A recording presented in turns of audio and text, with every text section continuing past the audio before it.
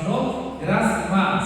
Amém. Amém. Glória a Deus, que alegria iniciarmos a nossa semana aqui, nessa semana de uma forma um pouco diferente, porque nós não tivemos os nossos grupos de oração nos lares, nos encontramos aqui, estamos aproveitando aqui a oportunidade dos nossos irmãos estarem conosco, e que alegria ter um pouco de conhecimento sobre a realidade. Eles estão aqui conhecendo um pouco da nossa realidade, mas nós também queremos saber um pouco da realidade da Igreja da Colômbia, e louvado seja o Senhor por essa oportunidade. Que bom que você teve a oportunidade de vir. Certamente você, eu, nós todos seremos abençoados. Glorificado seja o Senhor por isso. Nós vamos ter uma palavra de oração.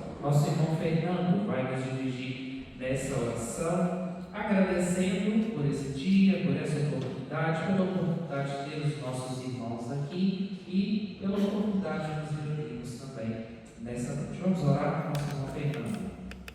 Senhor nosso Deus, vamos te agradecendo, ó Pai, por esse dia, por mais essa semana que se inicia, ó Deus. Obrigado pelo seu cuidado para conosco. Glorificamos o teu nome, ó Pai, pelo teu amor, por todas as vezes que o Senhor tem dispensado em nossas vidas. Amém. Agradecemos a oportunidade de estarmos recebendo, Senhor, os pastores da Colômbia, ó Deus, e que possamos aprender, ó Pai, a nos dispor mais na tua obra, no teu serviço, ó Senhor. Constrange-nos, ó Pai, porque às vezes nos acomodamos nos nossos lugares, Senhor, e tanta obra precisa ser feita, ó Pai. Ajuda-nos, ó Pai, que o teu Santo Espírito esteja nos orientando, esteja nos iluminando, que possamos lançar a mão no arado também e fazermos parte dessa obra. Obrigado pela vida dos pastores que estão aqui, pelo Ivan, um grande amigo, ó Pai, desde a minha infância, Deus.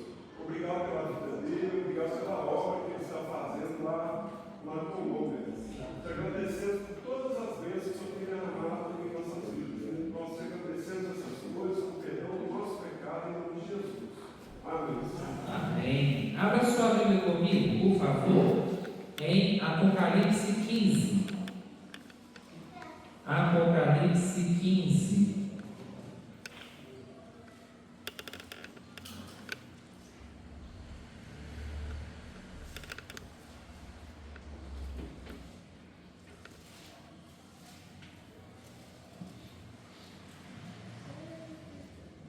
Apocalipse 15. Vamos ficar de pé? Leremos juntos do versículo 2 ao 4.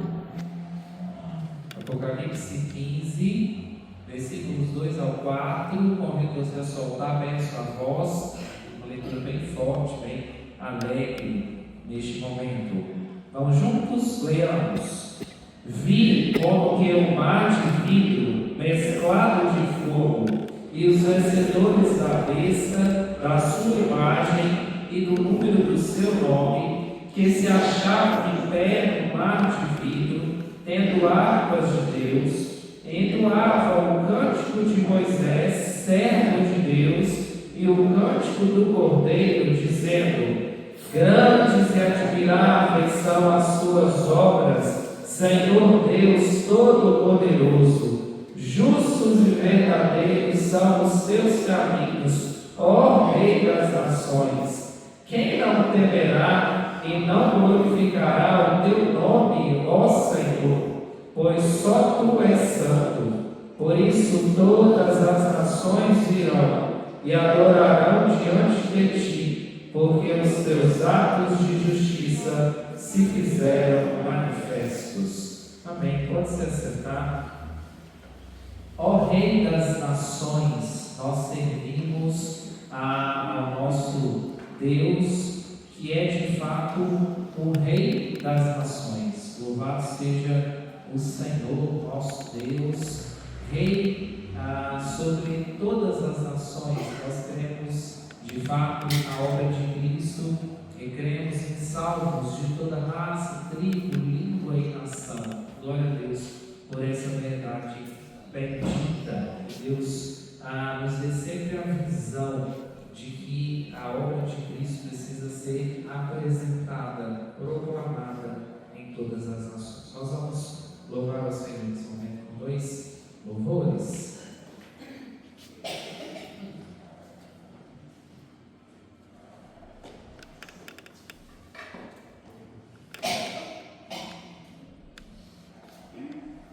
Primeiro nós vamos cantar o hino 177, Firme nas Promessas.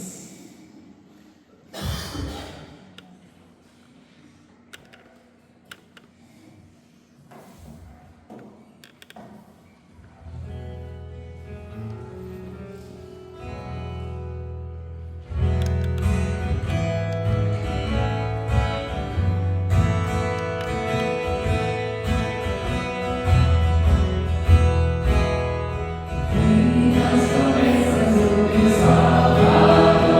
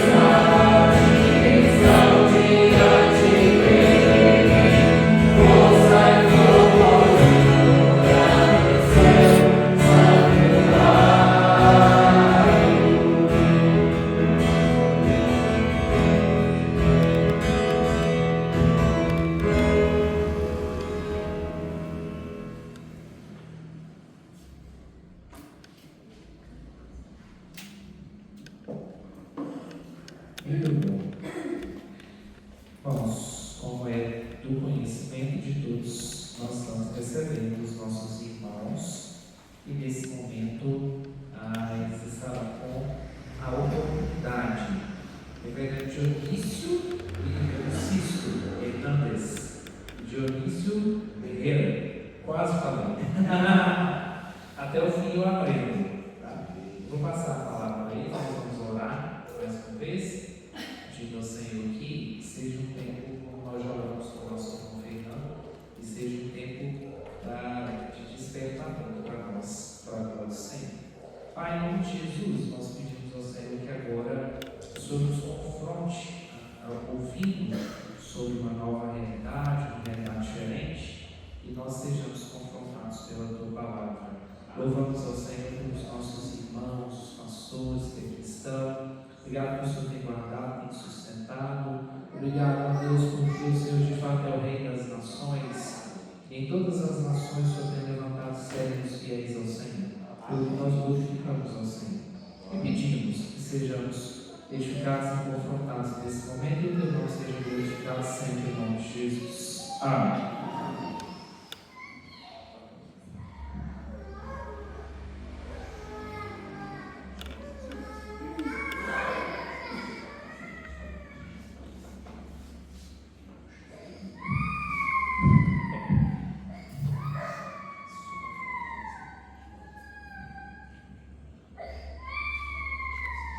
Meus irmãos queridos, graça e paz, amém? Amém? É um prazer para nós estarmos aqui. Nós agradecemos muito a Deus esse privilégio santo que o Senhor nos tem dado, né? Nós estamos aqui no Brasil trazidos pela APMT e pela APECOM. A APMT, a nossa agência missionária, todos os anos ela seleciona 20 missionários de campo para participar do congresso da APECOM.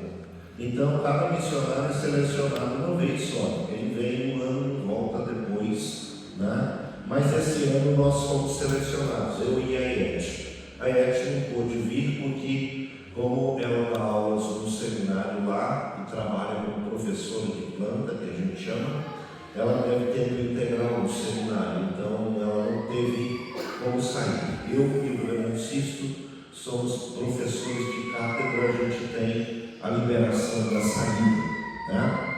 E aí, quando nós recebemos o convite para nós participarmos, eu pensei assim, bom, eu podia bem conseguir levar pelo menos 2 irmãos da Colômbia para esse tempo no Brasil. E fiz contato com a PPT, pedindo liberação, fizemos contato com a APECOM e conseguimos as inscrições completas para 2 irmãos colombianos, e então estamos de volta, né? Reverendo Dionísio Quevedo Peralta é o presidente da Igreja Presbiteriana da Colômbia, e no ano passado ele com o Reverendo Sisto Hernandes estiveram aqui no Brasil, em Londrina, participando a convite da Igreja Presbiteriana do Brasil, da reunião da Comissão Executiva do Supremo Concílio, que nós estamos buscando estreitamento de laços e aproximação com a Igreja Presbiteriana do Brasil, para que a gente possa firmar uma parceria para envio de mais missionários e ajuda na área de educação teológica para a Igreja Presbiteriana da Colômbia. E o Reverendo Dionísio Pereira vai falar um pouquinho, vai cumprimentar os irmãos e falar um pouco sobre a Igreja Presbiteriana da Colômbia. O espanhol é bem próximo do português, você vai perceber que 70% das palavras são praticamente iguais. Agora a gente vai usar a interpretação porque tem as outras 30% e aí que o bicho pega, como a gente diz em Minas Gerais, né? Até porque existem algumas palavras que são aparentemente conhecidas, mas elas são o que a gente chama de falso amigo, ou seja, tem um significado diferente, né? Por exemplo, a palavra esquisito, né? Esquisito para nós mineiros e brasileiros, o que significa? Estranho, muito estranho, tem um tom negativo para a gente. Esquisito em espanhol significa muito bom, maravilhoso. Quando uma mulher faz uma comida boa e aí a pessoa que fala hispânica vai dizer assim: está muito esquisito. Está dizendo, está fazendo aí, está dizendo assim: está muito bom mesmo. Vou até repetir, né? Está muito bom, certo? Então são os falsos amigos. Ok, mas nós somos bons amigos, fiquem tranquilos. Pastor, por favor. Amada iglesia, buenas noches. Amada igreja, boa noite. El Señor los bendiga abundantemente. Que Deus nos abençoe com abundância. Nos alegra compartir este tiempo con ustedes. Estou contente de poder compartilhar esse momento com vocês. Pastor, gracias por abrir espacio en la agenda. Creo que no es común reunirse los lunes por la noche. Gracias por el espacio. Muito obrigado por abrir um espaço na agenda de vocês, ainda que não é muito comum as igrejas se reunirem na segunda-feira. Então, muito obrigado por isso. Y damos gracias al Señor porque poco a poco vamos tomando un poco más de confianza en ustedes también. Eu estou contente e agradeço porque nós estamos mais confiantes de estar no meio de vocês. Ustedes nos han recibido con mucho amor, con mucha alegría, con mucho entusiasmo. Vocês estão nos recebendo aqui no Brasil com muita alegria e com muito entusiasmo. Esta es la cuarta iglesia que visitamos y vemos un espíritu muy armonioso. Essa é a quarta igreja que nós estamos visitando e em todas vemos um espírito de harmonia. Mi nombre es Dionisio Guerrero Peralta. Meu nome é Dionísio Guerreiro Peralta. Hijo de una familia cristiana presbiteriana de un pueblito de Antioquia que se llama San Pedro de Urabá. Filho de uma família presbiteriana de uma cidadezinha do interior colombiano chamada São Pedro de Urabá. Casado con Yamila Esquitia. Sou casado ele é casado com Jamila Esquitia. Esse é o seu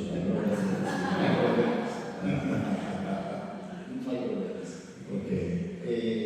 Tenemos dos niños adolescentes. Temos dois filhos adolescentes. Jaime Maciel y Simeia Andrés. Jaime Maciel e Simeia Andrés. Así que estamos en la escuela de aprender a orientar hijos adolescentes. Então, nós estamos numa escola, aprendendo a cuidar de filhos adolescentes. Ha sido una bendición darle poder crecer en confianza junto con ellos. E é perdão a palavra. Ha sido un desafío importante. Tem sido um desafio muito grande para a gente crescer junto com eles. Actualmente vivimos en Bogotá, capital colombiana. Hoje nós moramos em Bogotá, que é a capital da Colômbia. Desde el año 2022, para desde allí acompañar la obra nacional de nuestra iglesia. Desde o ano de 2022, onde nós estamos acompanhando a obra da igreja presbiteriana da Colômbia em nível nacional. IPCSR es la sigla de nuestro símbolo. IPCSR é a sigla da nossa igreja, do nosso símbolo. Iglesia Presbiteriana en Colombia, símbolo reformado. Igreja Presbiteriana em Colômbia, símbolo reformado. Nuestro símbolo es la parte conservadora de la Iglesia Presbiteriana en Colombia. O nosso símbolo é aquela parte conservadora da igreja presbiteriana na Colômbia. Surge en el año 1993. Ele surgiu no ano de 1993. Aunque la historia completa viene desde el año 1856. Ainda que a história completa da igreja vem desde 1856.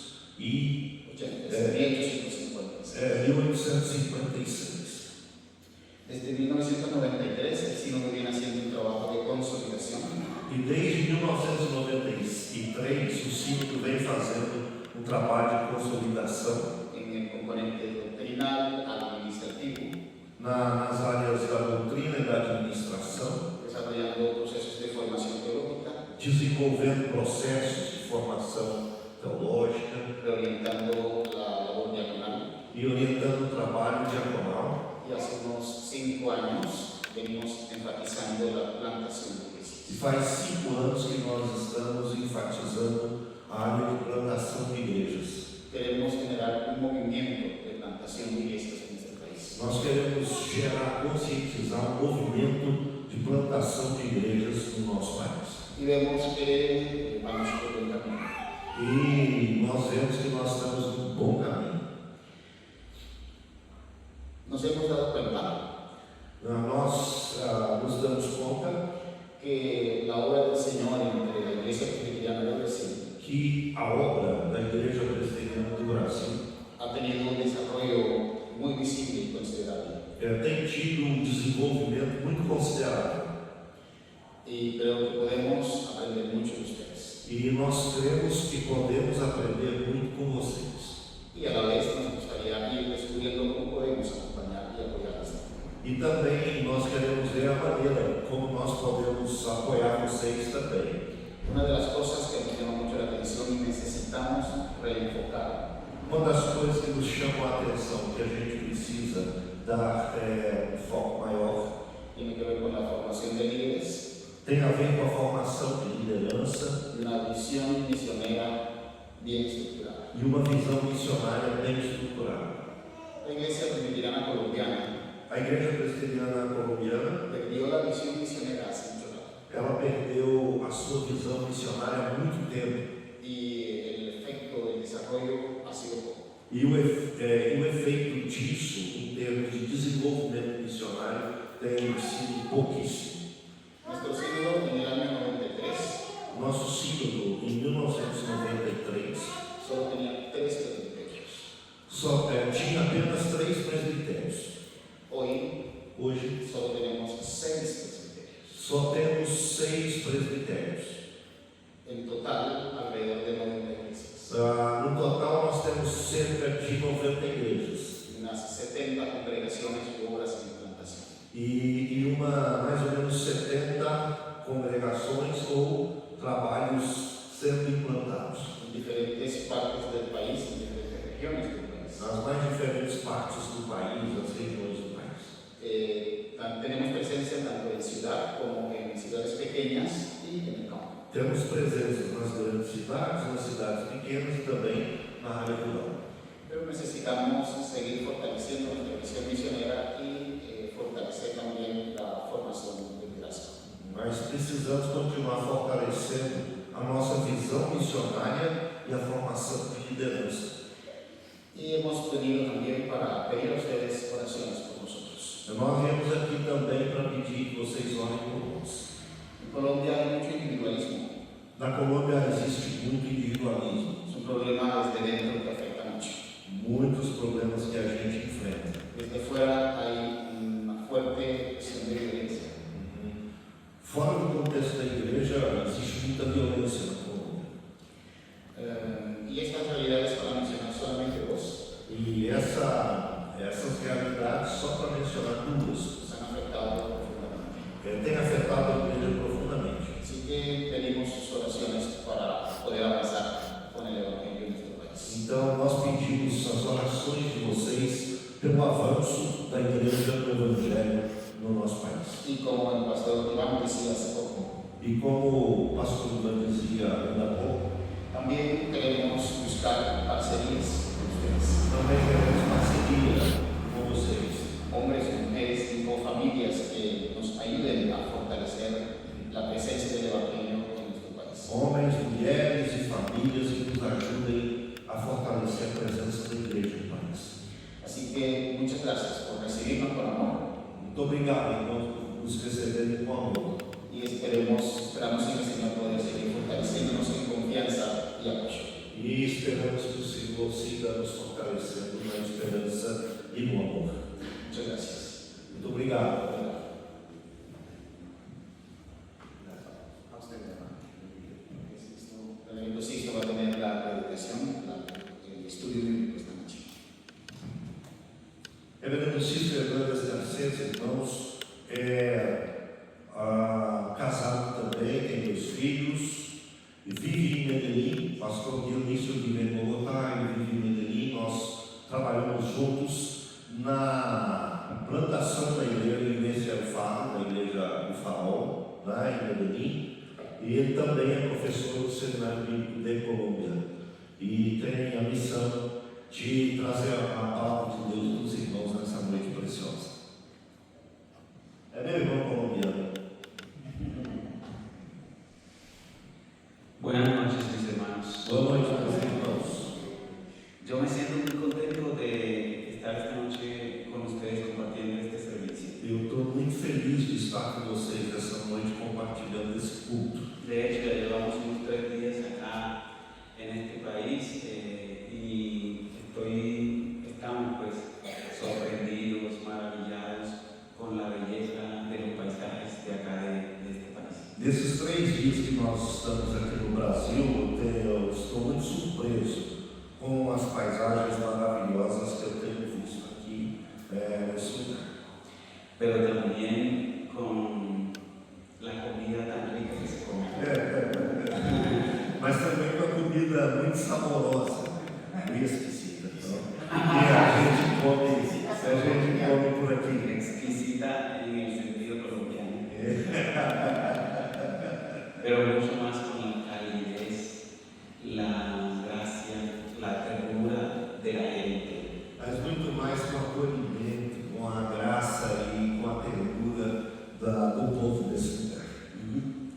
Yo traigo para ustedes, para la iglesia de acá de Brasil, un saludo de parte de la iglesia presbiteriana en Medellín, Colombia. Eu trago aqui para a igreja brasileira os cumprimentos, a saudação da parte da igreja presbiteriana colombiana. Especialmente de El Faro, una iglesia joven que nació hace 2 años, 3 meses, iglesia que tengo el privilegio, por la gracia de Dios, de pastorear al lado de mi hermano Iván. Especialmente da igreja El Faro, da igreja do Farol, que nasceu há 2 anos e 3 meses e que tem o privilégio de pastorear junto com o Ivan. Bueno, a lo que venimos. Abran por favor sus Biblias en el Evangelio de Lucas, en el capítulo 7 esta noche. Evangelho de Lucas, irmãos, capítulo 7, seguinte.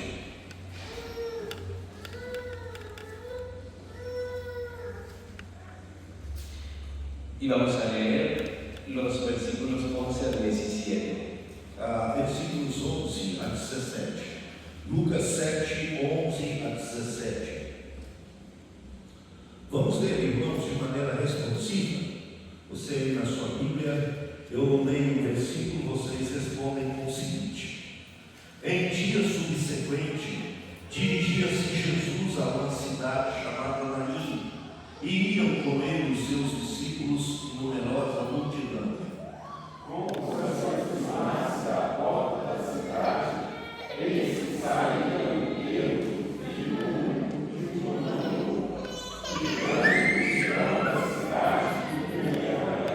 Vendo-a, o Senhor se compadeceu dela e lhe disse: Não chores. chegando-se, tomou esse e parando os que conduziam, disse: Jovem, teu irmão, levanta-te. Sentou-se o que estivera morto e passou a falar, e Jesus restituiu a sua mãe. Todos ficaram possuídos de temor e glorificaram a Deus, dizendo: Grande profeta se levantou entre nós, e Deus visitou o seu povo. Esta notícia a respeito dele divulgou-se por toda a Judéia e por toda a circunvizinhança. Amém.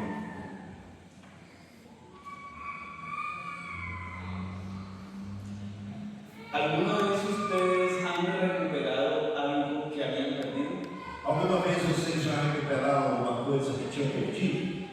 ¿Se les ha perdido algo o alguien y después de un tiempo lo han logrado recuperar? Se vocês já perderam alguma coisa ou já perderam alguém e depois de um tempo vocês tiveram a alegria de recuperá-lo. Cuando mi hijo menor tenía más o menos unos 5 años, se nos perdió en un centro comercial muy grande. Quando o nosso filho menor tinha mais ou menos 5 anos, ele se perdeu num shopping center muito grande. Yo creo que más o menos unos 30 o 40 minutos perdí. Ele ficou mais ou menos uns 30 a 40 minutos perdido. Pero para nosotros fueron como 30 horas. Mas para a gente era como se passasse 30 horas. Cuando apareció, yo lo abracé fuerte. Quando nós o reencontramos, eu o abracei com muita força. A mis hijos también una vez se les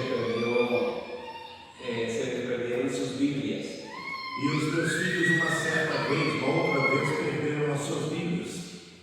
Íbamos a una célula de oración a un barrio en Medellín y llegamos a un mall comercial y ahí nos sentamos a comernos unos sándwiches y las dejamos olvidadas en la banca. Nós estávamos indo para grupo de oração numa noite e nós paramos então num shopping menor para nós lancharmos e acabamos esquecendo as Bíblias ali no banco. Pero yo no sabía que para mis hijos esas Biblias eran tan importantes. Mas eu nem imaginava que para os meus filhos as Bíblias eram tão especiais. Pero ellos nos tocó irnos a la casa y pasaron varios días, pero después le comentamos a un hermano que vivía cerca de ese centro comercial y le dijimos lo que nos pasó y él nos dio una idea. Então nós voltamos para a nossa casa, passaram-se alguns dias e aí nós comentamos com um irmão da igreja e ele deu uma ideia para a gente. Él dijo, ¿por qué no van a la administración de este centro comercial? De pronto alguien las encontró y las llevó a la oficina. Por que vocês não voltam lá no shopping e perguntem ao administrador? Talvez alguém tenha encontrado e deixado no escritório ou na sala do shopping para que as pessoas pudessem recuperá-las. Pasó una semana más o menos y yo fui al centro comercial, fui a la oficina, le pregunté al administrador y le digo, ¿son estas? Y yo dije, sí, es eso. A semana se passou e eu decidi ir lá.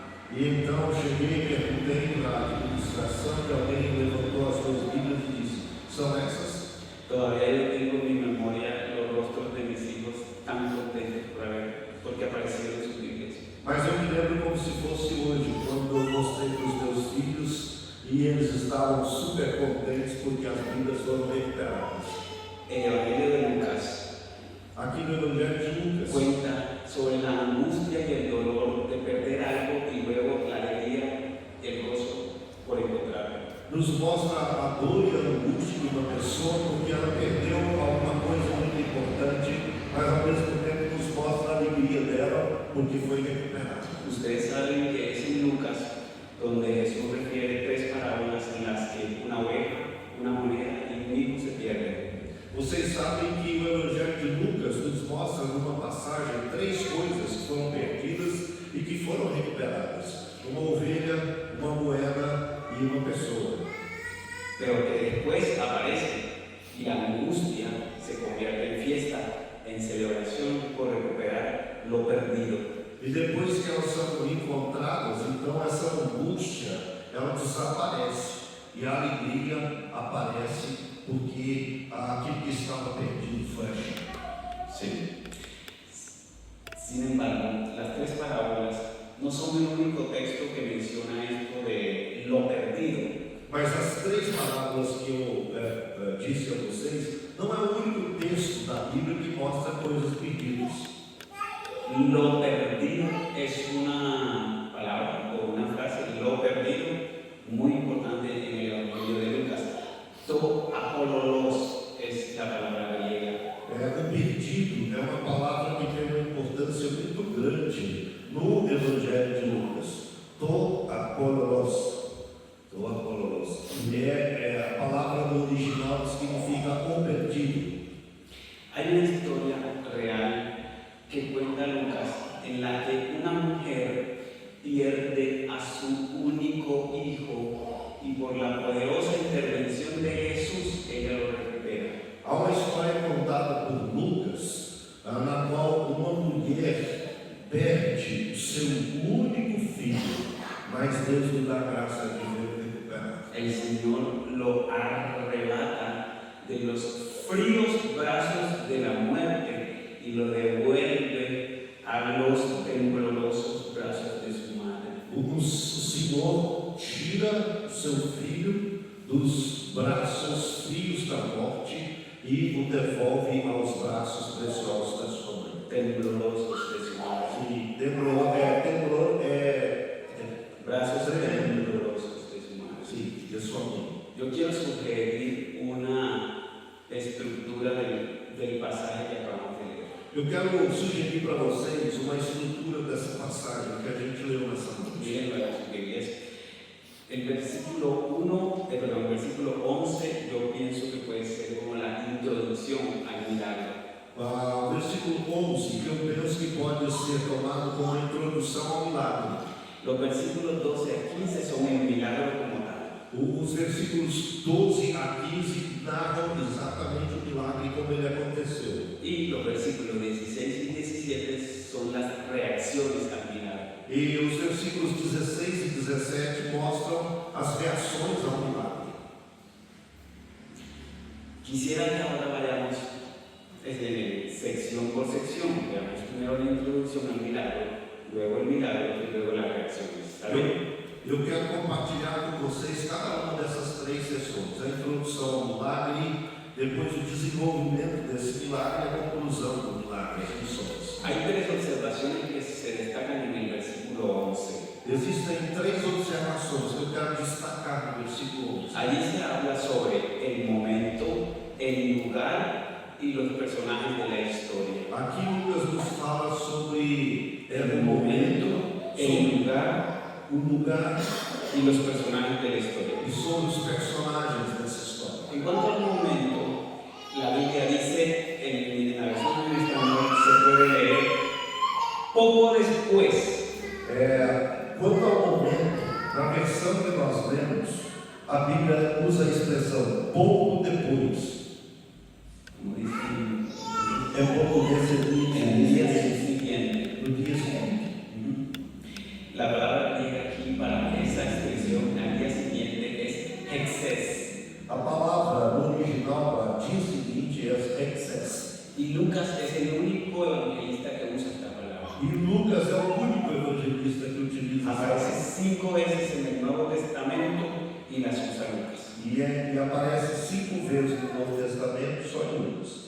También se puede traducir al día siguiente, como en las versiones en portugués. Pode também ser traduzida como no dia seguinte, como a nossa versão em português. Es probable que la historia que nos está contando Lucas aquí ocurrió al día siguiente de la curación del siervo del centurión. É possível que a história que Lucas está narrando aqui aconteceu no dia seguinte à cura do servo centurião. Y Jesús mismo resaltó de este hombre su fe. E Jesus fez questão de destacar a fé desse homem. Y dijo que ni aún en Israel había hallado tanta fe. E disse que nem mesmo em Israel ele tinha encontrado uma fé como essa. La sanidad del siervo del centurión no requirió ningún toque, ningún contacto. A cura do servo do centurião não se deu por nenhum toque, por nenhum contato. Parece que fue algo que Jesús hizo a la distancia. Foi uma coisa que Jesus Cristo fez à distância. Pero a él se le dio o se le atribuyó la curación. Mas a ele se atribuiu, se deu a cura. El otro detalle que está en el versículo 11 es el lugar donde ocurrió el milagro. Naín. O outro destaque do versículo 11 é o lugar onde aconteceu o milagre, a cidade de Naim. Es posible que la distancia entre Capernaum y Naín fuera más o É possível que a distância entre a cidade de Cafarnaum e a cidade de Naim seja de 90 quilômetros. También se sabe que cerca de Naín habían dos importantes ciudades que eran Endor y Sunem. Também sabemos que perto de Naim havia duas outras cidades importantes. Endor, Endor Sunem. e Sunem. Sunem es especial en la historia de los israelitas por lo que sucedió allí varios años antes. Sunem era muito especial na história dos israelitas por alguma coisa que tinha acontecido lá há uns anos. Eliseo, el profeta de Dios, que fue un instrumento de Dios para el pueblo, fue a través de él que Dios resucitó al hijo único de una mujer, muchacho que había muerto allá en la aldea de Sunem. Ali se deu milagre, onde profeta de Deus ressuscitou o filho de uma mulher, a mulher sunamita. Y siglos después, Jesús resucita a un otro hijo único. E séculos depois, naquele lugar, Jesus ressuscita a outra pessoa, ao filho único de uma outra mulher. A propósito de resurrección, aquí, tres resurrecciones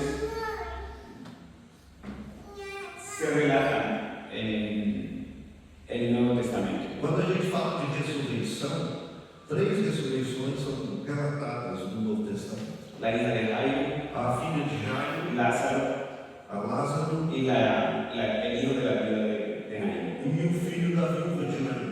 Y las resurrecciones son raras en el Antiguo Testamento. No Antigo Testamento é raro a gente ler sobre ressurreição. Solo hay dos resurrecciones en el Antiguo Testamento. Dois textos de ressurreição apenas. El de Eliseo es uno O texto de Eliseu é um, y el otro ocurrió en un pueblo extraño llamado Sarepta de Sidón. e outro aconteceu numa cidade diferente chamada Sarepta de Sidom. Allá Elías recibe un mensaje de Dios donde le pide que vaya a Sarepta porque él ha preparado a una viuda casualmente para que lo alimente. Lá o profeta recebeu de Deus a ordem para poder ir até lá, porque o Senhor tinha preparado uma viúva que necessitava da ação de Deus casualmente.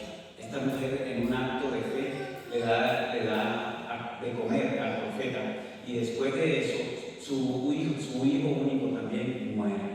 Essa mulher, num ato de fé, ela fez o que podia para dar de comer ao profeta, só que depois o filho dela morreu. Elías le ruega a Dios por el niño y el niño resucita. Elias ora a Deus pelo seu filho e o filho dela se ressuscita. Las dos únicas resurrecciones del Antiguo Testamento fueron de un muchacho y fueron muchachos únicos.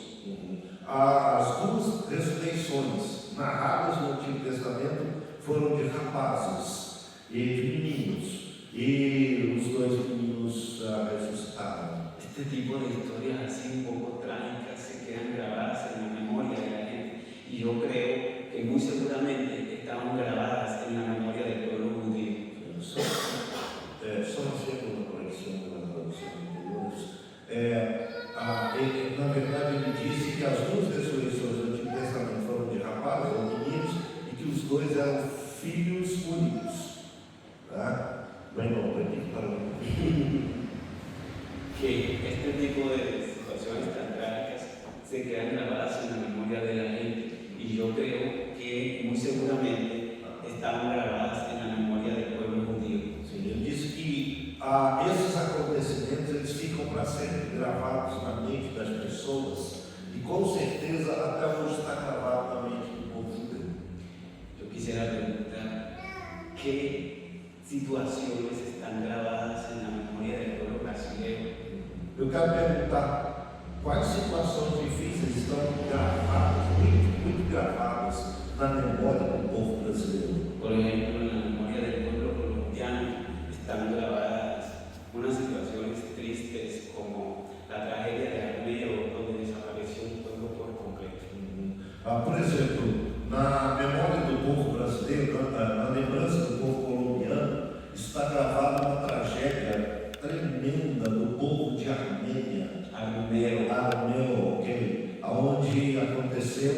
uma la desaparición completa del pueblo. onde a cidade inteira desapareceu, não há mais pessoas lá. Otros eventos difíciles, y Dionisio me recordará otros quizá, pero la masacre de Bojayá, eso es una cosa terrible. Outro acontecimento trágico é o massacre de Bojayá, que foi uma coisa terrível. Por mencionar algunos, pero muchas masacres que se dieron en nuestra tierra. El pastor Dionisio y yo venimos de una tierra que ha sufrido por muchos años la violencia económica. Eu poderia mencionar muitos acontecimentos terríveis.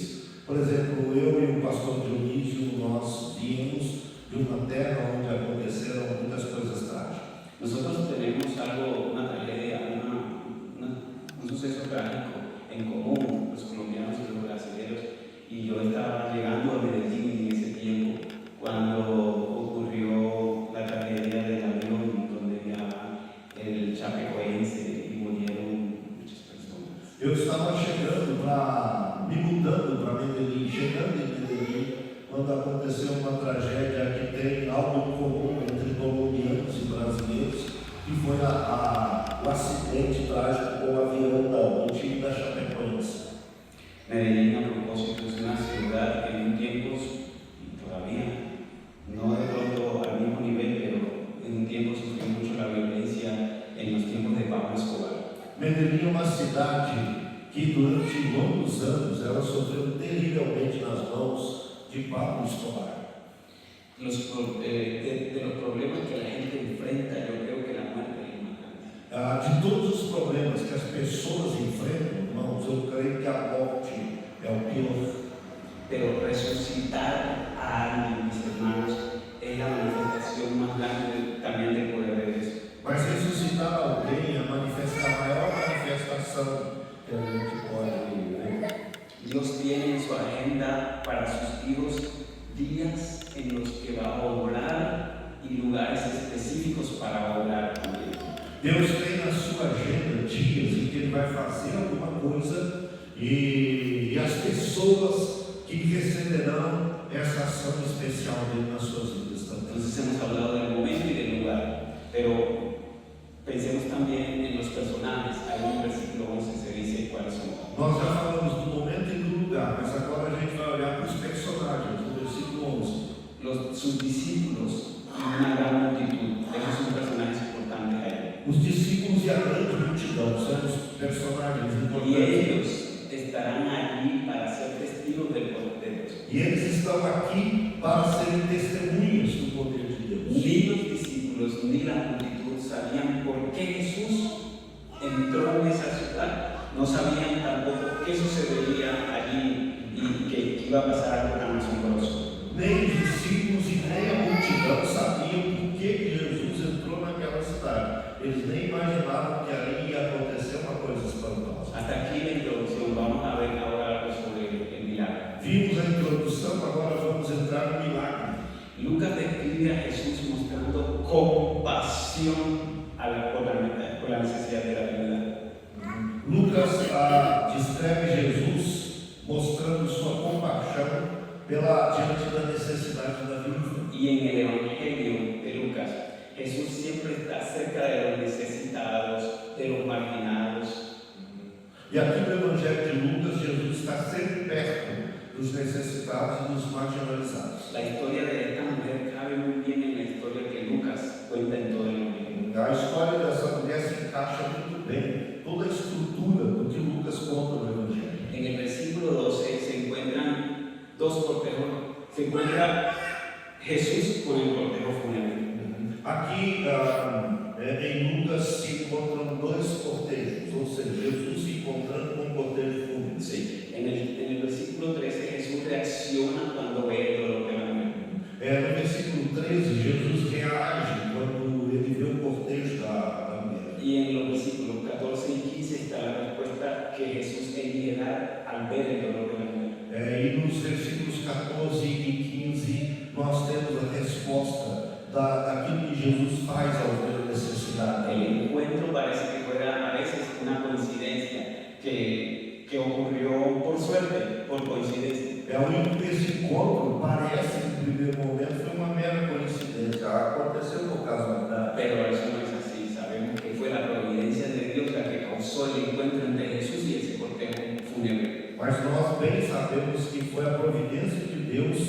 que proporcionou o encontro do cortejo de Jesus com o cortejo de Dios lo permite. Deus o permitiu. Jesús llega a la puerta de la ciudad. Otra vez, los discípulos, la gente no sabía que él iba a entrar aquí, pero él estaba ahí. Jesus chega na porta da cidade e a multidão nem sabia que ele ia entrar aqui, mas Jesus estava. Entonces, dos caravanas se encuentran. Una, la caravana de la muerte, sabiendo, sacando al muerto, ¿cierto? Pero la otra, la caravana de la vida, donde entraba Jesús. Então, duas caravanas se encontram. Primeiro a caravana da morte, depois a caravana da vida com Jesus. Una viuda en los tiempos de Jesús era considerada alguien bastante vulnerable. Uma viúva nos tempos de Jesus era considerada como uma pessoa muito vulnerável. Nosotros sabemos que esta historia se desarrolla en una sociedad patriarcal. Nós sabemos que essa história ela se desenvolve, ela acontece numa sociedade patriarcal, Donde la identidad y la protección de una mujer siempre estaban sujetas a la relación que esa mujer tuviera con un hombre. aonde a identidade dessa mulher estava sempre relacionada à vida dela com o homem. Una mujer sin hombre no tenía la misma posición que tenía una mujer con hombre. Uma mulher sem o seu marido não teria a mesma posição que uma mulher com o seu marido. Y la condición empeoraba para las mujeres si además no tenían hijos. Pior seria ainda quando a mulher não tinha filhos. Lo que le daba valor a una mujer primero era su padre, sus hermanos, sus esposos cuando se casaran y cuando llegara vieja, sus hijos. O que valorizava de fato uma mulher era o seu pai, os seus irmãos, o seu marido e depois de casar os seus filhos. La mujer de nuestra historia es una viuda. A mulher dessa história é uma viúva. No vivía bajo la protección social y económica de un marido. Ela não tinha a proteção social. No hay mención aquí de que tuviera padre o hermanos. No se menciona que tuviera papás o hermanos. A Bíblia não fala se ela ainda tinha o seu pai ou irmãos. Y por el enfoque que uno ve que se le da al único hijo, yo creo que Lucas quiere que todos nos fijemos en eso. Ella tenía un hijo y ese hijo era único. E pelo enfoque que Lucas dá ao fato de ela ter só filho, então nós percebemos a realidade dela. Lucas está enfatizando aquí la relación entre esta mujer y su hijo. Lucas aqui está enfatizando a relação que existe entre essa mulher e seu filho. El término griego para referirse al hijo único es monogenes. O termo em grego original para se referir ao filho único é monogenes. Monogenes. Y este término lo usan Lucas y Juan en el Nuevo Testamento. E esse termo usa Lucas e João no Novo Testamento. Pero Lucas es el que lo usa aquí para referirse al hijo de la viuda. Lucas usa aqui se referindo ao filho da viúva. El hijo tenía una importancia mayor que la condición económica de la mujer. Esse filho tinha uma importância muito maior que a condição econômica dela. Entonces el problema más grande de esta mujer no era que se quedaba desamparada y en una condición de pobreza. O maior problema dessa mulher não é que ela vivia numa condição de desamparo ou de pobreza. Claro, eso sería verlo de forma muy utilitarista. Isso seria uma maneira muito utilitarista de ver o texto. Y no pensar en las emociones de la mujer, en el dolor que había en su corazón. Se a gente não pensar na dor e nas emoções que estavam no coração dessa mulher. Entonces, alguien que pudiera ver que a la mujer se le murió el hijo, sencillamente podría decir, qué pesado con esta mujer, ¿quién la va a mantener? Alguém poderia olhar para essa mulher perdendo o seu filho e simplesmente dizer assim: eu sinto muito. Sí. De esa manera pareciera que no se pensara en el dolor que había en el corazón de ella. Dessa maneira, nós somos levados a pensar na dor que havia no coração dela. El hijo de esta viuda era especial porque era su único hijo. O filho dessa mulher era muito especial e ele era único. Lucas utiliza esta palabra también para referirse a los niños que Jesús sana en el Evangelio. Lucas também usa essa palavra para se referir a todos os filhos que Deus cura nos evangelhos. Y monogenes, esta palabra es también usada en el Nuevo Testamento para describir a Jesús a Isaac. E essa palavra também é usada no Novo Testamento para se referir a Jesus e a Isaac. Isaac. Claro, el hijo único de una viuda tendría importancia especial para su mamá. O filho único de uma pessoa tinha uma importância muito especial para sua mãe. Pero en esta situación vemos que había una relación profunda entre la mamá y el hijo. E aqui nós vemos que havia um relacionamento muito profundo entre a mamãe e o filho. Entonces, no solo está la viuda de luto porque ha perdido todos los recursos y porque ha perdido la ayuda social, sino porque ella amaba de verdad a su hijo y lo iba a extrañar. Então nós percebemos que essa mulher, ela não apenas está em luto, mas ela também perdeu toda aí qualquer possibilidade de ajuda social. Y yo creo que esta es la razón por la cual su dolor es tan grande. E eu creio que essa é a razão por qual sua dor é muito grande. Si ella estuviera afligida solamente por la ayuda social, ¿cierto?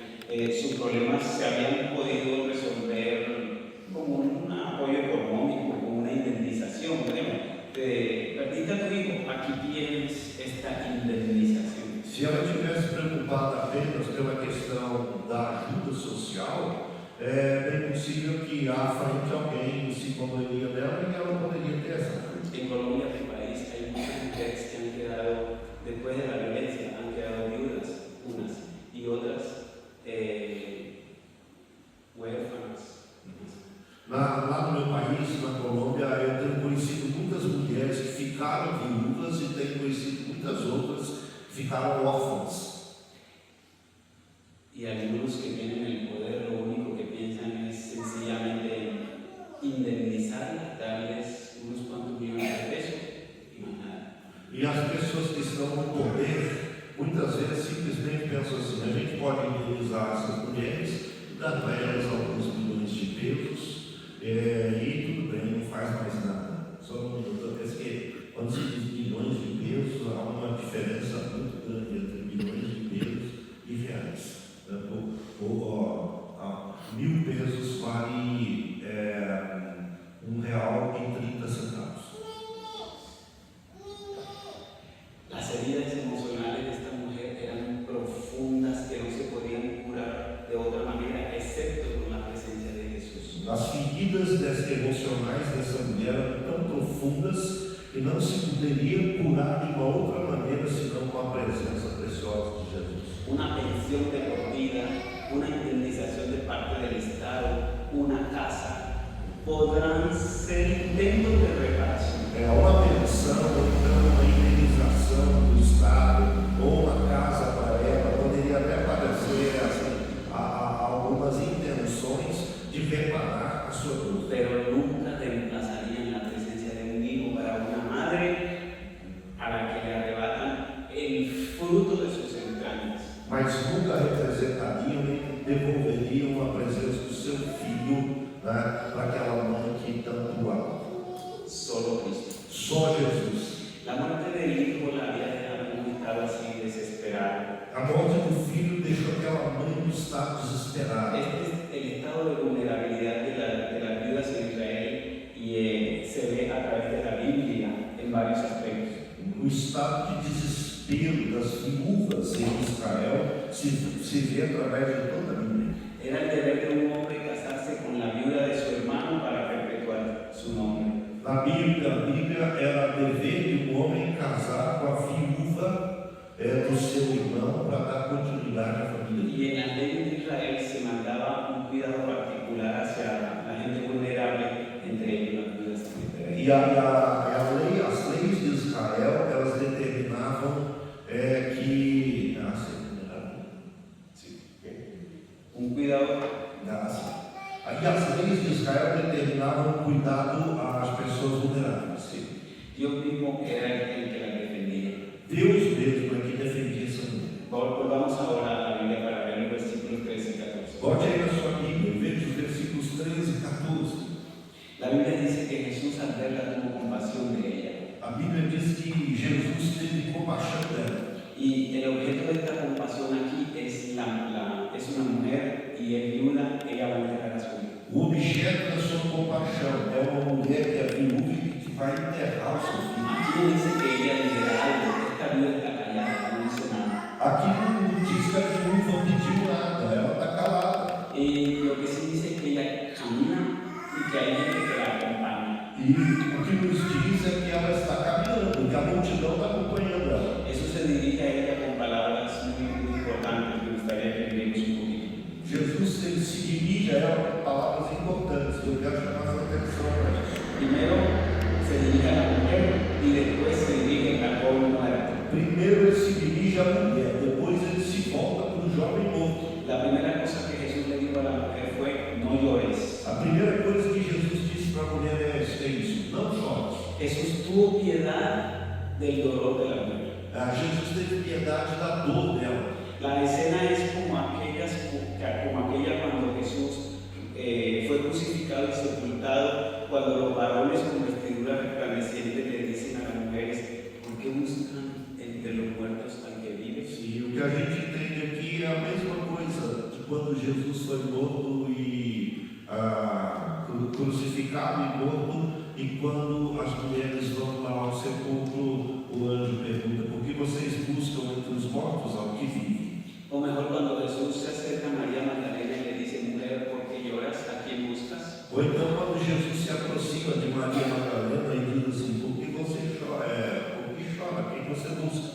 Hace unos domingos estábamos celebrando la Pascua y este domingo vamos a celebrar Pentecostés. Alguns domingos atrás nós estávamos celebrando a Páscoa, e o próximo domingo é dia de Pentecostes. Y en la Pascua y en la historia que nosotros estamos leyendo hoy, hay personas llorando por la muerte. E na Páscoa e no texto que a gente leu hoje, existem pessoas chorando por causa da morte. Pero Dios acaba eliminando el motivo de su llanto cuando interviene. Mas Deus elimina o motivo do pranto deles, porque Ele intervém.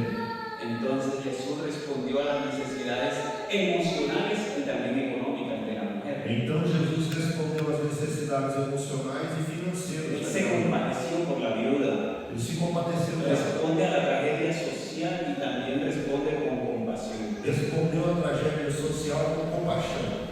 En español y en otros idiomas, no sé si en portugués también, sabemos que la palabra compasión viene del latín compadecerse. Tanto no espanhol, não sei se no português também, a palavra compaixão vem do latim compadecer-se. Y compasión significa algo así como sufrir junto, Compaixão significa sofrer junto, sí, sentir compasión. sentir compaixão. De manera semejante, yo creo que la palabra que Lucas usa aquí, que es plagmisomai, A palavra que Lucas usa no original é esplanissima. y la usa para denotar que esta compasión lleva en sí el significado de ser movido desde las entrañas. E ele a usa para poder mostrar para a gente que o significado é mover-se desde as entranhas, Desde lo más profundo de cada uno. desde o mais profundo de cada um. Cuando esta palabra es usada en el Nuevo Testamento, entonces se refiere a un sentimiento que mueve a la acción. Então, desde o Novo Testamento, essa palavra se refere a um sentimento que nos move a tomar uma atitude. En otras palabras, la compasión no es un sentimiento simple o un sentimiento solitario. Ou seja, a compaixão ela não é um sentimento tão simples nem solitário, Sino que la compasión está acompañada con hechos que buscan aliviar el sufrimiento de aquel. a compaixão ela está relacionada com atitudes que nos levam a aliviar o sofrimento do outro. Mejor dicho, la compasión sin acción es pura emoción. Ou significa, compaixão sem ação é pura emoção. El texto dice que el Señor tuvo compasión y que le dijo a ella: deja de llorar. O texto nos diz que Jesus teve compaixão e disse para aquela mulher: Lucas llama a Jesús aquí el Señor. Lucas chama Jesus de o Senhor. Y dice: el Señor tuvo compasión, es decir, una reacción visceral de las vísceras. E disse: o Senhor teve compaixão, ou seja, uma reação visceral das vísceras. Él sintió dolor por ella, un sentimiento entrañable, profundo. Ele sentiu dor por ela, um sentimento entranhável e profundo. Ahora veamos entonces las reacciones a este milagro.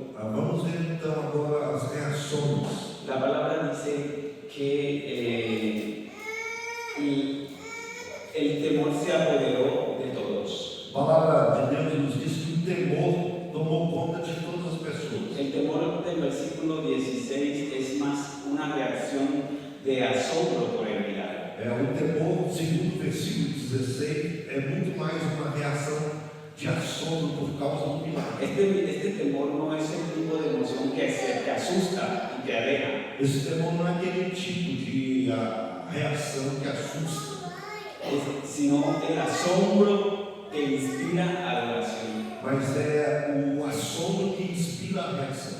Todos los que están aquí alrededor dicen la palabra que glorifican a Dios. Todas as pessoas que estão junto desse acontecimento, a Bíblia diz que glorificam a Y Deus. esta es una frase que Lucas usa para señalar las reacciones de la obra de Jesús. E essa é uma palavra que Lucas mostra para destacar La reacción a las obras de Jesús. a reação às obras de Jesus. En el capítulo 2, en el capítulo 13 y en el capítulo 23 siempre Lucas dice, y todos sintieron temor y alabanza. No capítulo 12, 13 e 23, Lucas diz assim: todos louvavam o Senhor.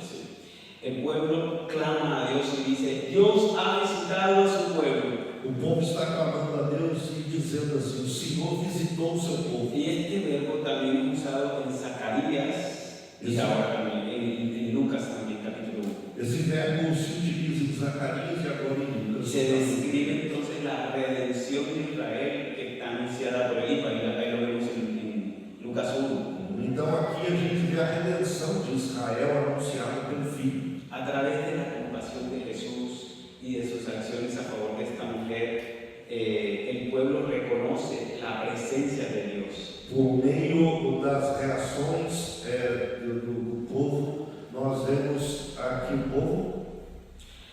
A través de la compasión y de las acciones a favor de la mujer, el pueblo reconoce la presencia de Dios en medio de ellos. Por meio da compaixão a favor daquela mulher, o povo reconhece o favor de Deus. En la medida de que se sepan las maravillas del Señor, À medida que nós tomamos conhecimento das maravilhas do la Senhor, gente va a reconocer quién es Él o povo reconhece quem é o y Senhor va a anhelar su visitación. e vão desejar a visitação dele. De ahí la importancia, hermanos, que proclamemos las maravillas del Señor, que hablemos de las maravillas del Señor para que otros alaben su nombre. Aqui está a importância, irmãos, de proclamarmos as maravilhas do Senhor e louvarmos o Senhor para que outros vejam e louvem também o Senhor. Quiero resaltar, ya casi terminando, algunas cosas. Quero destacar, quase terminando, algumas lições. Y es la frase que dice ahí en la Biblia, un grupo numeroso de la ciudad estaba con ellos. Essa frase que diz aqui na Escritura, um grande grupo da cidade, uma multidão estava com ela. Yo tuve que prestar atención a esta frase, un grupo numeroso de la ciudad estaba con ellos. Eu prestei muita atenção nessa frase, um grupo numeroso da cidade. Porque sigue después de decir que era una madre y que era viuda. Depois de dizer que ela era mãe e era viúva, Los milagros que están en esta sección del Evangelio son en medio de multitudes. todos os milagres dessa parte do Evangelho acontecem no meio da multidão. Pero creo que debemos reconocer que aquí hay una gente acompañando a una viuda. Mas a gente precisa reconhecer que aqui tem muitas pessoas acompanhando a uma. Yo creo que ellos estaban solidarizados con la situación. E eu creio que elas estão solidarizadas com a situação dessa viúva. Creo que era gente buena de aquella época. Eu creio que era gente muito boa daquele tempo. Hoy día, hermanos, somos nosotros los que estamos llamados a acompañar a los que estén en situaciones difíciles. Hoje em dia, irmãos, nós somos as pessoas que somos chamadas a acompanhar aqueles que estão em circunstâncias difíceis. No sé en esta ciudad de Manumilín si hay personas enfrentando situaciones difíciles. Esta iglesia es la que está llamada a acompañarnos a ellos. Eu não sei quantas pessoas aqui no Emiri estão enfrentando situações difíceis, mas essa igreja é chamada por Deus para acompanhar pessoas em situações difíceis. Gente que esté enfrentando pérdidas. Pessoas que estão enfrentando perdas. Somos llamados a estar con ellos. Somos chamados a caminhar com eles. Yo creo que no será duro encontrar personas sufriendo cerca de nosotros. Eu creio que será difícil encontrar as pessoas sofrendo perto de nós. Otra frase que yo subrayé en mi Biblia es al ver el Señor, al ver el Señor. A outra frase que me chama a atenção aqui na Bíblia é esta: ao ver o Senhor. El texto no dice que la mujer vio a Jesús, sino que Él fue el que la vio a ella. Isso quer dizer o seguinte: não é que a mulher viu a Jesus, mas Ella o Senhor a viu. Ella solo camina. Ela está caminhando. Tal vez frente a la multitud que se solidariza con el dolor de ella. É no meio da multidão que se solidariza com ela. Ella no podía hacer más que llorar y llorar. Ela não podia fazer nada mais que chorar. Pero Jesús la vio Mas y su mirada bastó. o Senhor a viu. E o olhar de Jesus foi suficiente. Subrayé también lo que ya mencioné sobre tuvo compasión de ella. Eu quero sublinhar também aqui essa expressão, que Jesus teve compaixão dela. Y también aquello de no llores. E também quero sublinhar a expressão não chores. En la iglesia donde pastoreamos hay un hermano al que yo admiro mucho como predicador que se llama Paulo Pascagasa. Na igreja que nós pastoreamos, há um irmão que nós admiramos muito, porque ele é um grande pregador, ele se chama Paulo Pascagasa. A él le encanta el Antiguo Testamento de la Biblia, sobre todo los Salmos. E ele gosta demais do Antigo Testamento, sobretudo os Salmos. Hace poco nos estaba exhortando a través de la palabra a lamentarnos. Há pouco tempo ele estava nos exortando por meio da pregação bíblica a lamentarmos. Sí, a lamentarnos porque somos débiles. A lamentarmos porque somos da igreja. Pero yo creo que cuando Jesús dice aquí no llores, no está deteniendo el dolor, no está mandando a la mujer como tal a que ya deja de llorar. Mas eu creio que quando Jesus diz assim para aquela mulher, não chores, não é que ele está detendo, parando a dor, ou dizendo para ela parar de chorar. Porque es que a veces tenemos que llorar. Porque às vezes nós precisamos chorar. Sí. Sus palabras son lo que están deteniendo el dolor que produce tanto llanto. O que Jesus está destacando aqui é a dor que produz um forte pranto. Detener las lágrimas, estancar el llanto. Parar as lágrimas é parar o pranto. No es solo un cliché, como que dice, ay, ya no llores más. Não é só um clichê que a gente diz, não chora, não chora. No es como esas palabras que a veces se usan en los funerales, cuando uno llega y le dice al otro, lo abraza y dice, ya no llores. Não é como aquelas pessoas que chegam no funeral e usam essas palavras abraçando o outro. Não chora. Yo creo que cuando Jesús dice no llores, esa es una palabra poderosa para estancar y detener el llanto. Eu creio que quando Jesus disse não chore, essa palavra foi tão poderosa para estancar e para parar o pranto. Cuando estaba en el colegio, yo estudié en un colegio católico, me daba clases una monja que se llamaba la hermana Leonor. Quando eu era criança, eu estudei em um colégio de padres e eu tive como professor uma monja que se chamava Leonor. Y Leonor, sus clases eran muy buenas. E as aulas de Leonor, da irmã Leonor, eram muito boas. Tanto que los estudiantes de otros cursos se asomaban por la ventana a ver la clase que ella nos daba a nosotros. A ponto dos alunos de outra classe, de outro curso, se juntarem nas janelas para poder acompanhar as aulas. Y se reunía mucha gente ahí en la ventana y ella los llamaba la familia Miranda. E se juntava muita gente nas janelas, ela os chamava de família Miranda. E eu vou Miranda aqui. Yo alabo al Señor por los Miranda que estaban allí el día que Jesús hizo ese milagro. Eu falava com Deus assim sobre os Mirandas que estavam aqui no dia que essa mulher estava chegando. Hay un personaje lucano del Evangelio de Lucas que está presente aquí en este relato. Há um personagem do Evangelho de Lucas que está presente aqui nesse relato. Y aparece al comienzo y al final. E ele aparece no começo e no final. Y es la gente. E La gente. e a multidão. Sí.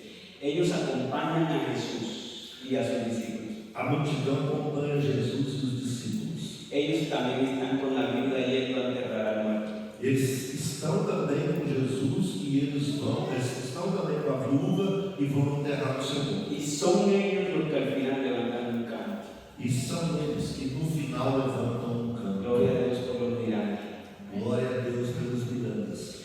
Los Miranda en esta oportunidad son de parte de Dios. Os Mirandas nessa oportunidade são da parte de Deus. ¿Dónde estamos nosotros como iglesia? Aonde estamos nós outros como igreja? Desaparecemos a veces. Muitas vezes nós desaparecemos. Puede ser que estemos al comienzo, en la mitad, no, al final, perdidos. Às vezes nós estamos no começo, na metade já não estamos, e lá no final não estamos mais, estamos perdidos. Hermanos, Jesús aquí es uno que devuelve la esperanza. Jesus aqui é aquele que devolve a esperança. Yo soy uno que he sufrido pérdidas en mi vida, pero también soy fruto de la esperanza que el Señor ha puesto en mi corazón. Eu sou uma pessoa que já tive muitas perdas na minha vida, mas Jesus colocou esperança no meu Todas coração. las pérdidas son tristes. Todas as perdas são Sea tristes, lo que sea. não importa o que seja. La muerte de un hijo ha de ser algo muy trágico. Bendito sea Dios. A morte de um filho é alguma coisa muito trágica. No es normal que los padres se entierren de sus hijos. Não é normal que os pais sepultem seus filhos. La muerte del hijo de la vida es todavía mucho más trágica. A morte do filho da viúva foi muito trágica. Pero la muerte de un hijo único de una viuda en esta escena es indescriptible. Mas a morte do filho único dessa viúva é indescritível.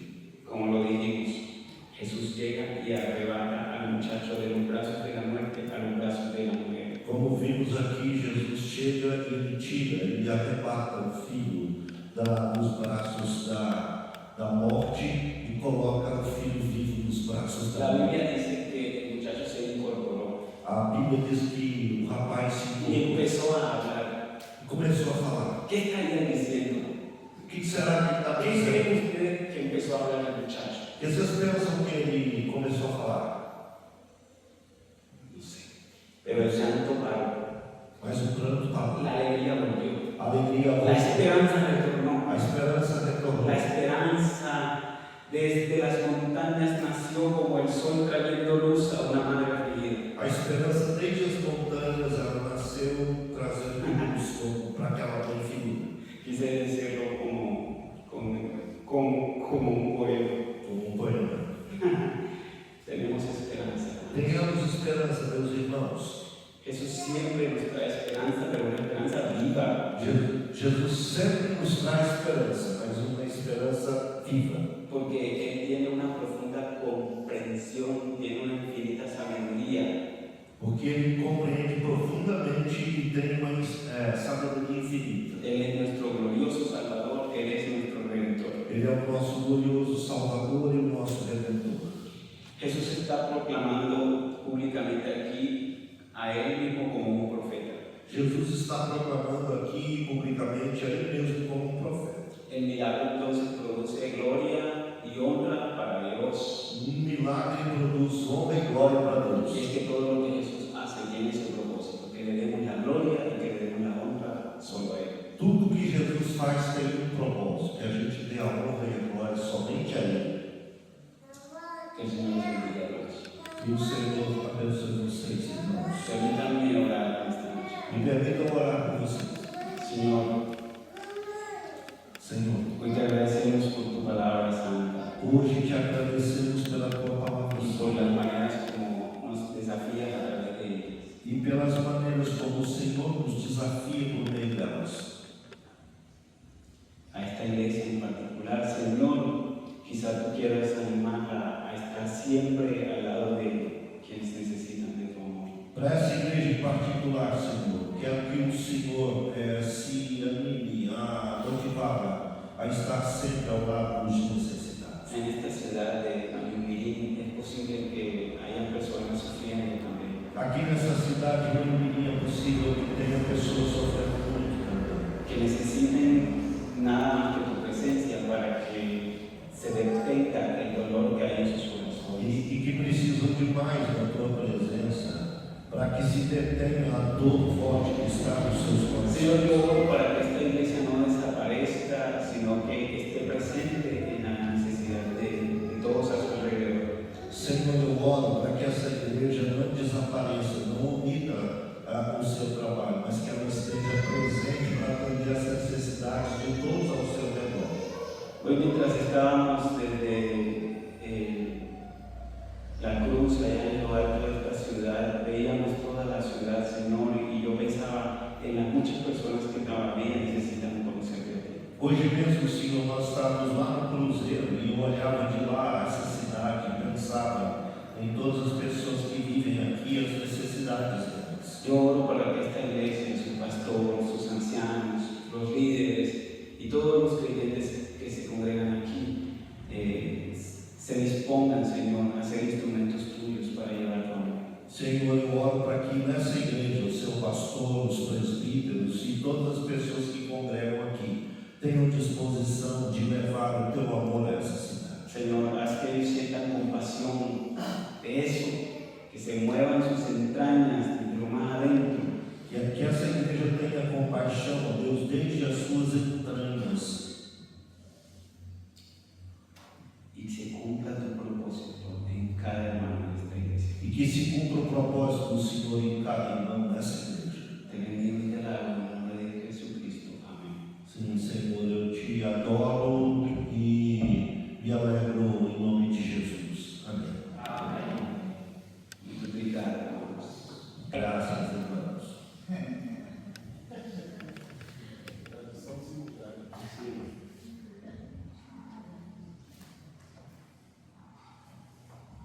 A gente tem um regalito do pastor da igreja, que é um devocionário em espanhol para você ler em inglês.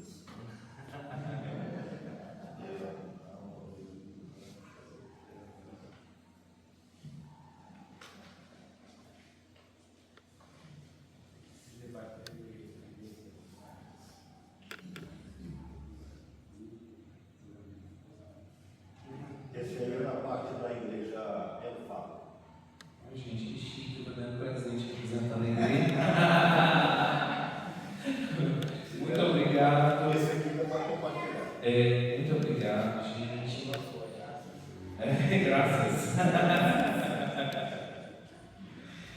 Nós nos alegramos e a nossa oração de fato é que tenhamos sido desafiados e que de fato aprendamos como Jesus a nos compadecer das pessoas, das suas necessidades, nas suas fraquezas e que sejamos instrumentos nas mãos do Redentor, em nome de Jesus, como oramos aqui e ouvimos nessa noite. Deus nos abençoe. Quero louvar a Deus pela presença dos nossos irmãos conosco, dizer que é um prazer conhecê-los, tê-los conosco, ainda ter a oportunidade de encontrar com eles em alguns eventos.